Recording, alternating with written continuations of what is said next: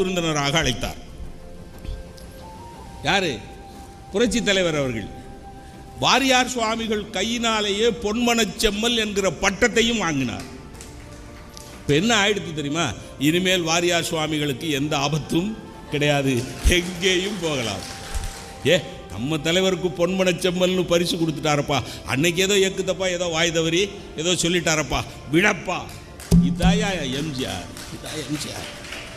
அவர் யார்? திராவிட இயக்கத்தை சேர்ந்தவர்.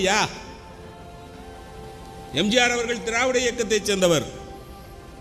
வாரியார் அவர்கள் ஆன்மீகத்தை சார்ந்தவர். அவரை காப்பாற்றணும்னு இவருக்கு என்ன? அவரை காப்பாற்றணும்னு என்னையா இருக்கு இவருக்கு? இவ்வளவுக்கு அவருடைய தலைவரை ஒரு மாதிரி பேசினவர். அவரை காப்பாற்றணும். அதான் அதான் கட்சி இல்லை, சாதி இல்லை, மதம் இல்லை, மனிதர் மனிதர் மனிதர் மனிதர். மனித நேயத்தினுடைய மொத்த உருவத்தை படமாக வரைந்தால் எம்ஜிஆர் படம் வரும்யா.